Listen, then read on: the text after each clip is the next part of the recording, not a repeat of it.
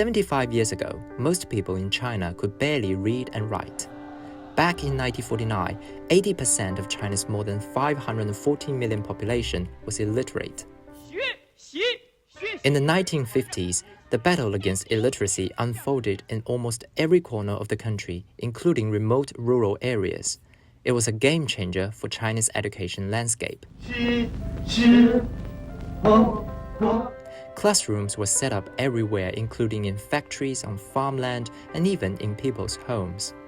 In just 10 years, thanks to 3 large-scale literacy campaigns, nearly 30 million people were taught to read and write.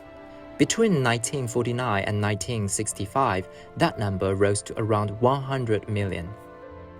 Reading and writing are just the foundation. China's next big goal was to strengthen basic education, especially for young people. The turning point came in 1986 with the adoption of the compulsory education law. It ensures all school-age children receive 9 years of free education, 6 years of primary school, and 3 years of secondary school. But challenges remained, particularly in less developed regions, where access and resources were limited. This photo is familiar to many in China.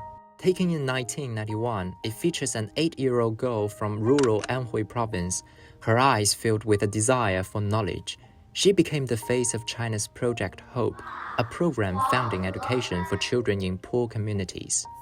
Since its launch in 1989, Project Hope has built nearly 21,000 primary schools and helped over 6.9 million rural children. Over the past decade, China's education spending has increased annually, reaching nearly 6.5 trillion yuan, or nearly $900 billion in 2023. By 2001, China had largely achieved its 9-year compulsory education goal. 10 years later, nationwide coverage was implemented. Next, China shifted its focus to improving the quality of education. In 2019, it launched the Modernization of China's Education 2035 initiative, with the aim of making China a global education powerhouse.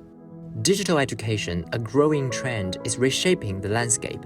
Technology like AI and big data are tailoring education to meet individual student needs, while live streaming and online platforms are bringing innovative courses to even the most remote schools, narrowing the urban-rural education gap. 我们也能看到